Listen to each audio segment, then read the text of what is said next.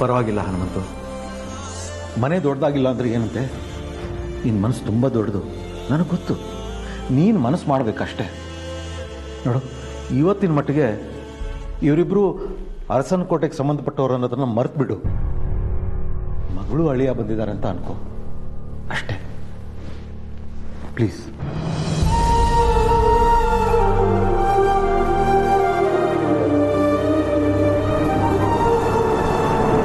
ಮದುವೆ ಆದಮೇಲೆ ಮಗಳನ್ನ ತಾವಾಗೆ ತವ್ರು ಕರೆಯೋದು ಸಂಪ್ರದಾಯ. ಆದರೆ ಅವಳಾಗಿ ಬಂದಿದ್ದಾಳೆ. ಪಾಪದ ಹುಡುಗಿ ಮನಸ್ಸನ್ನ ನೋಯಿಸ್ಬೇಡ ಹನುಮಂತು.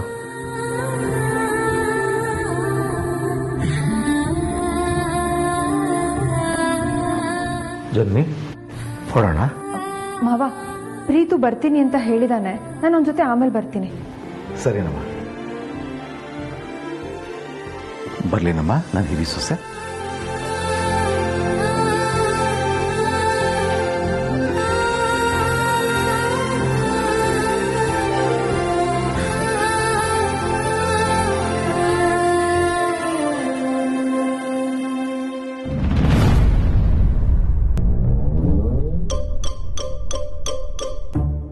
ಅಲ್ಲ, ಎಲ್ರಿಗೂ ಒಂಥರ ಕಾಯಿಲೆ ಆದ್ರೆ ನನಗೇ ಒಂಥರ ಕಾಯಿಲೆ.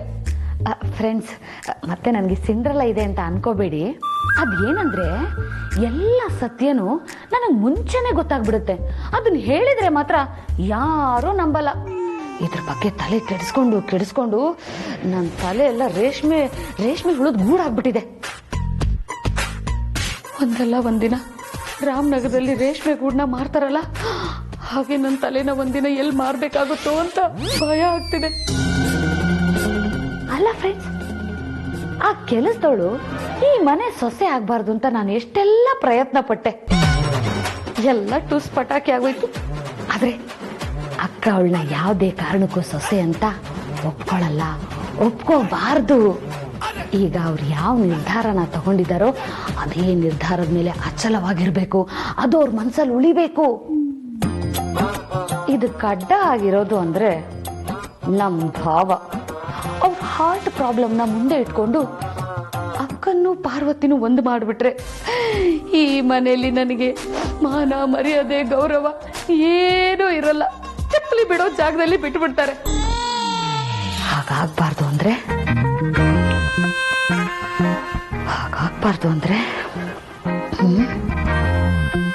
ಹಾ, ಭಾವ ಮತ್ತೆ ಡಾಕ್ಟ್ರು ಸೇರ್ಕೊಂಡು ಮಾಡಿರೋ ನಾಟಕನ ಪ್ರೂಫ್ ಸಮೇತ ಅಕ್ಕನ್ಗೆ ತೋರಿಸ್ಬೇಕು. ಅದಕ್ಕೇನ್ ಮಾಡ್ಬೇಕು?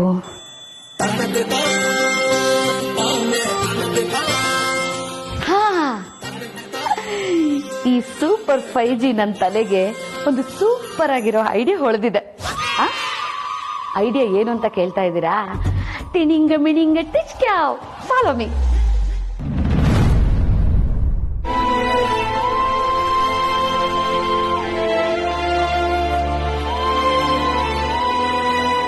ಅಯ್ಯೋ ಯಜಮಾನ್ರೆ, ಇದನ್ನೆಲ್ಲ ನೀವ್ ಯಾಕೆ ತರೋದಕ್ಕೆ ಹೋದ್ರಿ?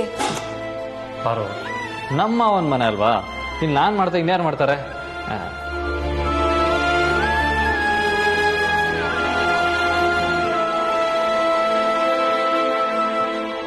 ಇಷ್ಟ ಆಯ್ತು ಪ್ರೀತು. ಹೌದಾ? ಇಷ್ಟೆಲ್ಲ ನಡೀತಾ? ಹೋಮೆ ಗಾಡ್ಸಿಲ್ಲ ಸಿಂಡ್ರಲ್ಲ? ನೀನೇನು ಒಳ್ಳೆ ಚಿಕ್ಕತೆ ತರ ಸಂಬಂಧನ ಇಲ್ದಿರೋದನ್ನೆಲ್ಲ ಮಾತಾಡ್ತಾ ಇದ್ಯಾ? ಕೆಲವು ಸತಿ ಸಂಬಂಧ ಇಲ್ದಿರೋ ತರ ಮಾತಾಡ್ಬೇಕಾಗತ್ತೆ. ಹೋಗ್ಲಿ ಬಿಡು. ನೀನು ಇನ್ನ ಅಲ್ಲೇ ಇದೆಯಾ? ಹ್ಞೂ, ನೀನೇ ತಾನೇ ಹೇಳಿದ್ದು ಇಲ್ಲೇ ಇರು, ನಾನು ಬರ್ತೀನಿ ಅಂತ. ಅಂದೆ, ಆದ್ರೆ ಬರೋ ದಿನ ಲೇಟ್ ಆಗುತ್ತೆ ಚಿನ್ನ. ಏನು ಮತ್ತೆ ಪಾರ್ಟಿನಾ? ಅಯ್ಯೋ, ನಿನ್ ನಾಳೆಗೂ ಇವತ್ತು ಕುಡಿತಿಲ್ಲ. ಮತ್ತ್ಯಾಕ್ ಲೇಟು? ಅದು ನನ್ನ ಫ್ರೆಂಡ್ ಪಚ್ಚಿ ಇದಾನಲ್ಲ, ಅವನು ಅಬ್ರೋಡ್ಗೆ ಹೋಗ್ತಿದ್ದಾನೆ. ಅವನ್ನ ಏರ್ಪೋರ್ಟ್ಗೆ ಡ್ರಾಪ್ ಮಾಡಕ್ ಹೋಗ್ತಿದ್ದೀನಿ, ಅದಕ್ಕೆ ಲೇಟ್ ಆಗತ್ತೆ ಅಂದೆ. ಸರಿ, ಹಾಗಾದ್ರೆ ನಾನು ಮನೆಗೆ ಹೋಗಿರ್ತೀನಿ. ಸರಿ ಹೊರಡು. ಆದ್ರೆ ನೀನ್ ಅಲ್ಲಿಂದ ಹೊರಡಕ್ಕಿಂತ ಮುಂಚೆ ಒಂದು ಟಾಸ್ಕ್ ಇದೆ. ಟಾಸ್ಕಾ? ಏನು?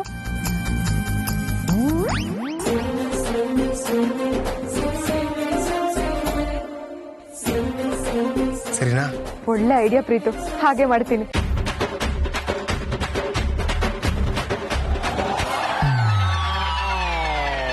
ಹೇಳು ಪ್ರೀತು, ಕೇಳಿಸ್ತಾ ಇದೆ, ಹೇಳು. ಹಾ ಜನನಿ, ಏನಿಲ್ಲ, ನಮ್ಮ ಅಣ್ಣಂದು ಹೊತ್ತಿಗೆದು ಮದ್ವೆ ಅಂತೂ ಆಯ್ತು. ಈಗ ಮುಂದಿನ ಶಾಸ್ತ್ರದ ಬಗ್ಗೆ ನಮ್ ಹಿರಿಯರ ತರ ತಲೆ ಕೆಡ್ಸ್ಕೋಬೇಕು. ಆಗ್ಲೇ ತಾನೆ ನಮ್ಮ ಅರಸನಕೋಟೆ ವಂಶ ಬೆಳೆಯೋದು. ನೀನ್ ಹೇಳ್ತಾ ಇರೋದು ಕರೆಕ್ಟೇ, ಆದ್ರೆ ಪ್ರೀತು ಎತ್ತೋಗ್ತಿದಾರೆ. ಹೌದಾ? ಇವಾಗ ಏನಂದ್ರೆ ಪಾರು ಹೊತ್ತಿಗೆ ನಮ್ಮ ಮನೆ ಸೊಸೆ, ಅದನ್ನ ಯಾರಿಂದನೂ ಬದಲಾಯಿಸಕ್ ಆಗಲ್ಲ, ಅದನ್ನೆಲ್ಲರೂ ಒಪ್ಕೊಳ್ಳೇಬೇಕು. ಆದ್ರೆ ನಾನು ಒಪ್ಕೊಳ್ಳಲ್ಲ.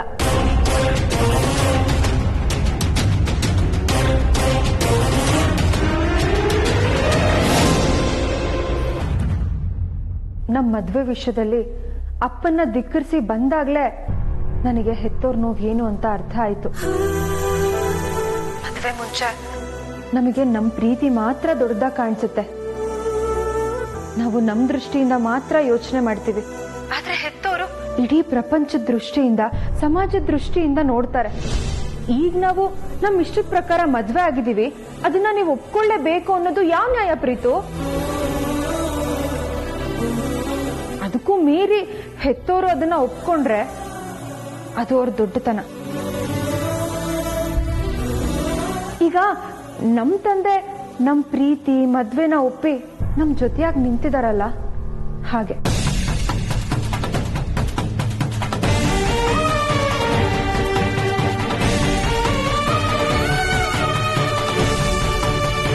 ಅಪ್ಪ, ನಾನು ಪ್ರೀತುನ ಇಷ್ಟಪಟ್ಟೆ. ಆ ಸಮಯದಲ್ಲಿ ನನ್ನ ತಂದೆ ನನ್ನ ವಿರುದ್ಧ ಇದ್ರು, ನೀವ್ ನನಗ್ ಸಹಾಯಕ್ಕೆ ನಿಂತ್ರಿ, ಈ ಮನೆ ಒಳಗೂ ಬಿಟ್ಕೊಂಡ್ರಿ. ಆದ್ರೆ ಇವತ್ತು ನಿಮ್ ಮಗಳು ಪ್ರೀತಿ ಮದ್ವೆನ ವಿರೋಧಿಸ್ತಾ ಇರೋದು ಯಾವ ನ್ಯಾಯ ಅಪ್ಪ?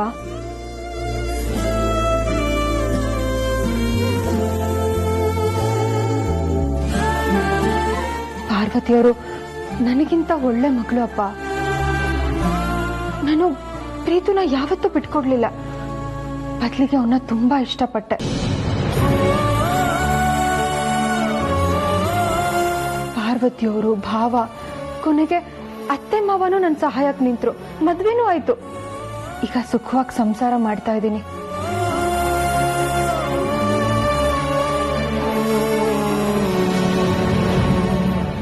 ಆದ್ರೆ ನಿಮ್ಮ ಮಗಳು ನಿಮಗೋಸ್ಕರ, ಅತ್ತೆಗೋಸ್ಕರ ತಮ್ಮ ಪ್ರೀತಿನೇ ತ್ಯಾಗ ಮಾಡೋದಿಕ್ ಹೊರಟ್ರು. ಅದ್ ನಿಮಗೂ ಗೊತ್ತಲ್ವಾಪ?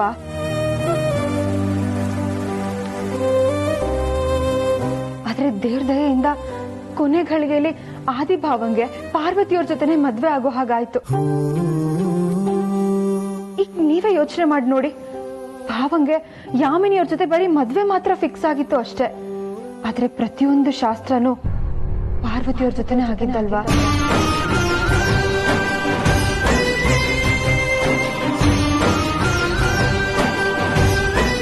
ಅಲ್ಲಿಗೆ ಆ ದೇವ್ರು ಆಗ್ಲೇ ತೀರ್ಪು ಕೊಟ್ಟಾಗಿತ್ತು ಅಪ್ಪ. ಆ ತೀರ್ಪನ್ನ ನೀವು ಒಪ್ಕೊಂಡು ದೊಡ್ಡತನ ತೋರಿಸಿ ಅಪ್ಪ.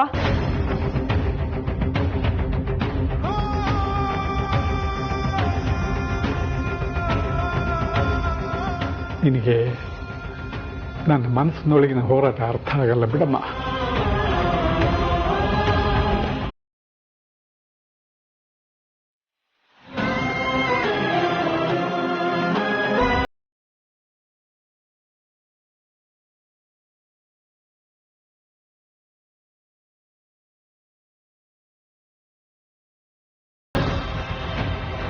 ನಿಮ್ ಕಾಳಜಿ ನನಗೆ ಅರ್ಥ ಆಗುತ್ತೆ ಜನನಿ ಅವ್ರೆ.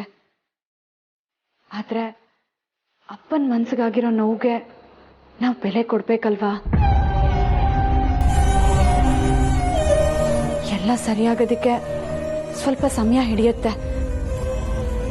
ಆ ಸಮಯ ನಾವು ಕೊಡ್ಲೇಬೇಕು.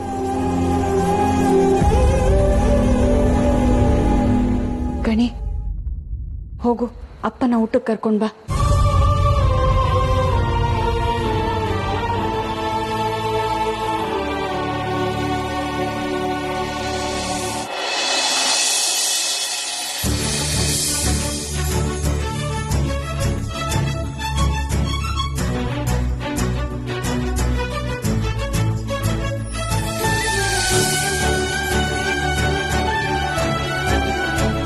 ಯಜಮಾನ್ರೆ, ಸಾಂಬಾರ್ ಕೊಡಿ. ಹಾ,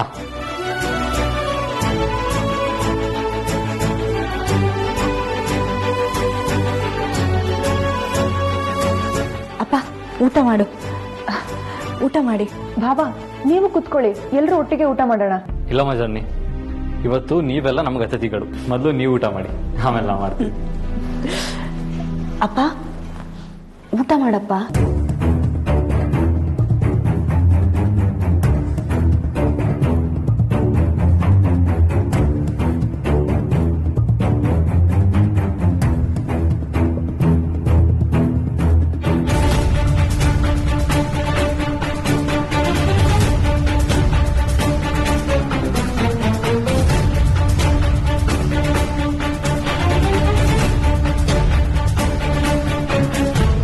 ಅಯ್ಯೋ ದೊಡ್ಡ ಯಜಮಾನ್ರೆ, ನೀವ್ಯಾಕೆ ಬಡಿಸ್ತಾ ಇದ್ದೀರಾ? ಬೇಡಿ. ಹೆಣ್ಕೊಟ್ ಮಾವ ಕಣ್ಕೊಟ್ ದೇವರು ಅಂತ ಹೇಳ್ತಾರೆ. ನಿಮ್ಮ ಸೇವೆ ಮಾಡೋದಕ್ಕೆ ನನಗೆ ಅವಕಾಶ ಮಾಡಿಕೊಡಿ ಮಾವ. ದೊಡ್ಡ ಯಜಮಾನ್ರೆ, ನನ್ನನ್ನು ಮೊದಲು ಹೇಗೆ ಕರಿತಿದ್ರೋ ಹಾಗೆ ಕರೀರಿ. ಮೊದಲ ಏನಂತ ಕರಿತಾ ಇದ್ದೆ ಮಾವ? ಈ ಮಾವ ಗೀವ ಅನ್ನೋದೆಲ್ಲ ನನಗೆ ಇಷ್ಟ ಆಗೋದಿಲ್ಲ. ಸಾರ್ಥಿ ಅಂತ ಕರಿತಿದ್ರಲ್ಲ ಹಾಗೆ ಕರೀರಿ. ಇಲ್ಲ ಅಂದರೆ ಊಟನೂ ಬೇಡ, ಏನು ಬೇಡ, ನಾನು ಹೋಗ್ತೀನಿ. ಇಲ್ಲ ಇಲ್ಲ ಇಲ್ಲ ಇಲ್ಲ, ಸಾರ್ಥಿ ಅಂತಾನೆ ಕರಿತೀನಿ, ಸರಿನಾ?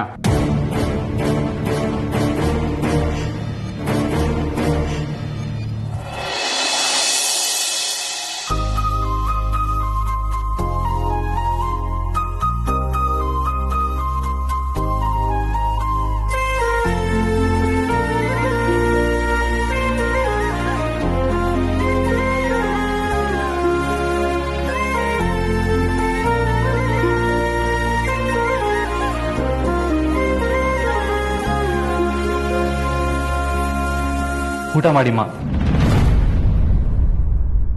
ಸಾರ್ಥಿ, ಅಲ್ಲ ದೊಡ್ಡ ಯಜಮಾನ್ರೆ, ನಮಗೆಲ್ಲ ಬಡಿಸ್ಬಿಟ್ಟು ನೀವು ಹಾಗೆ ಇದ್ದೀರಲ್ಲ. ನೀವು ನಮ್ಮ ಜೊತೆ ಊಟ ಮಾಡಿದೆ, ನಾ ಹೇಗೆ ಊಟ ಮಾಡೋದು? ಪರವಾಗಿಲ್ಲ ಸಾರ್ಥಿ, ನೀವು ಊಟ ಮಾಡಿ. ನಾನು ನಿಮ್ಮ ಮಗಳು.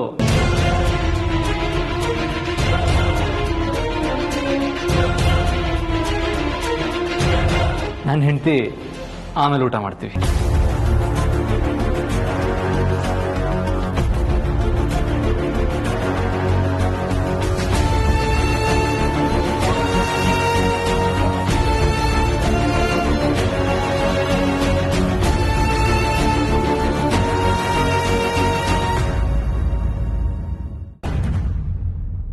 ಬಾಮೈದ, ಹೇಳಿ ಬಾಬಾ.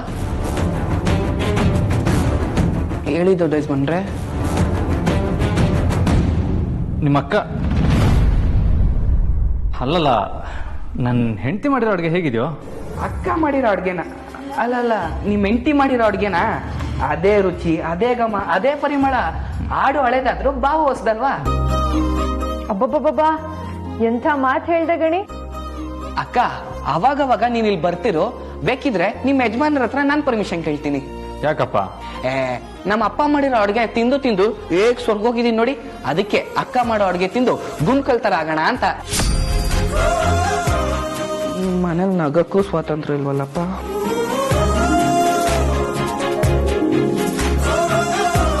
ಅಪ್ಪ, ಪಾರ್ವತಿಯವ್ರು ಹುಟ್ಟಿದಬ್ಬದ ಹಿಂದಿನ ದಿನ ಭಾವನ್ನ ಪಾರ್ವತಿಯವ್ರನ್ನ ಒಟ್ಟಿಗೆ ಕೂರಿಸಿ ನೀವು ಊಟ ಬಡಿಸಿದ್ರಂತೆ. ಇವತ್ತು ನಿಮ್ಮನ್ನ ಕೂರಿಸಿ ಭಾವ ಊಟ ಬಡಿಸ್ತಾ ಇದ್ದಾರೆ. ಮಾವ ಅಳಿಯ ಸಂಬಂಧ ಅಂದ್ರೆ ಹೀಗಿರ್ಬೇಕು ನೋಡಿ.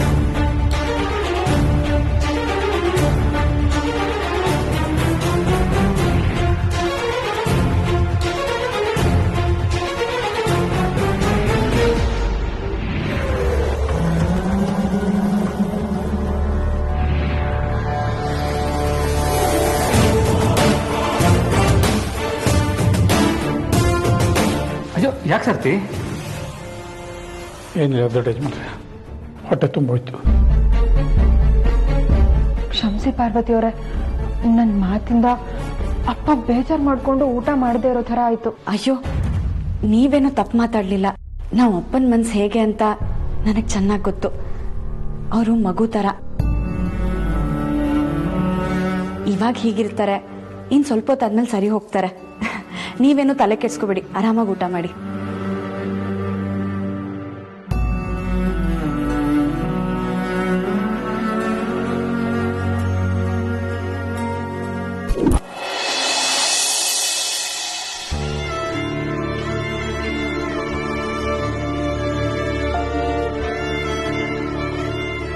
ಅಖಿಲ, ಏನೋ ಗಾಢವಾದ ಯೋಚನೆಯಲ್ಲಿರೋ ಹಾಗಿದೆ.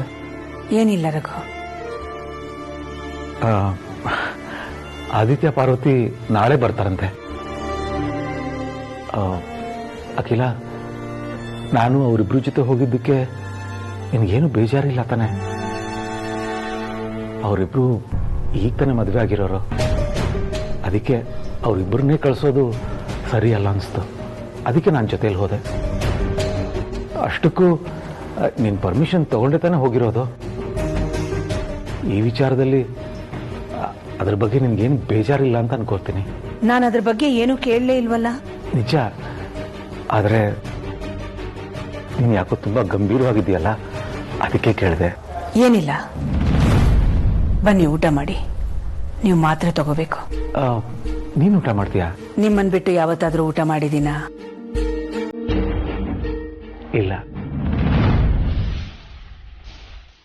ಅಯ್ಯಯ್ಯೋ, ಇವರಿಬ್ರು ಇಲ್ಲೇ ಇದಾರಲ್ಲ, ಏನ್ ಮಾಡ್ಲಿ? ಬನ್ನಿ.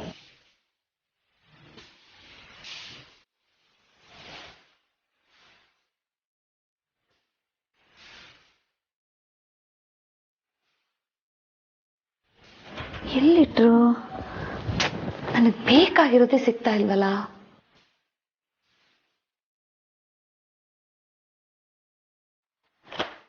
ಅಬ್ಬಾ ಫ್ರೆಂಡ್, ನನಗೆ ಬೇಕಾಗಿರೋ ಅಸ್ತ್ರ ಸಿಕ್ಬಿಡ್ತು. ಈ ರಿಪೋರ್ಟ್ ಇಟ್ಕೊಂಡು ಈ ದಾಮಿನಿ ಏನ್ ಮಾಡ್ತಾಳೆ ಅಂತ ಯೋಚನೆ ಮಾಡ್ತಾ ಇದ್ದೀರಾ? ಮುಂದೆ ಇದೆ ನೋಡಿ ಆಟ.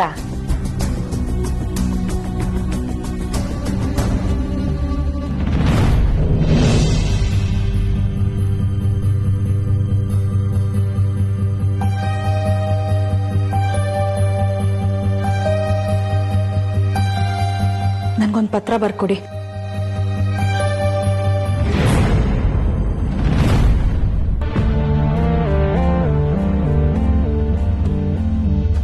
ನಿಂತ್ಕೊಳ್ಳಿ.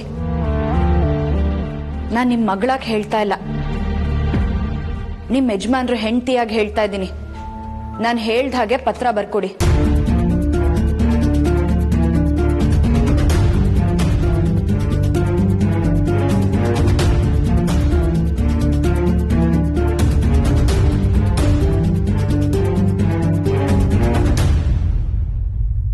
ಪ್ರೀತಿಯ ಅಪ್ಪನಿಗೆ.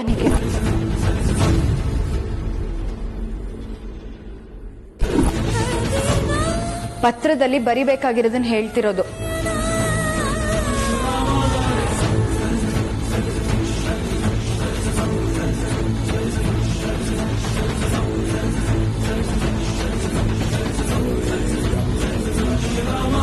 ನನಗ್ ಬುದ್ಧಿ ಬರೋಕ್ಕೂ ಮುಂಚೆನೆ ಅಮ್ಮನ್ ಕಳ್ಕೊಂಡೆ. ಆಗ ಅಮ್ಮನ್ ಸ್ಥಾನದಲ್ಲಿ ನಿಂತು ಸಾಕಿದ್ದು ನೀನೇನಪ್ಪ. ನಿನಗ್ ನನ್ ಮೇಲೆ ಎಷ್ಟೊಂದು ಪ್ರೀತಿ, ನಂಬಿಕೆ. ಆದ್ರೆ ಈಗ ಆ ಪ್ರೀತಿ ನಂಬಿಕೆಗಿಂತ ಅರಸನ್ ಕೋಟೆ ಮೇಲೆ ನೀಯತ್ತೆ ದೊಡ್ಡದು. ನಾನು ಅದನ್ನ ಗೌರವಿಸ್ತೀನಿ. ಆದ್ರೆ ಅದಕ್ಕೋಸ್ಕರ ನನ್ನನ್ನು ದೂರ ಇಡ್ಬೇಡಪ್ಪ. ನನ್ನನ್ನು ಈ ಪ್ರಪಂಚಕ್ಕೆ ಪರಿಚಯ ಮಾಡಿದ್ದೆ ನೀನು. ಆದ್ರೆ ಈಗ ನೀನೇ ನಿನ್ ಮಗಳು ಸತ್ತೋಗಿದ್ದಾಳೆ ಅಂದ್ರೆ ಸತ್ತೇ ಹೋಗ್ಬಿಡೋಣ.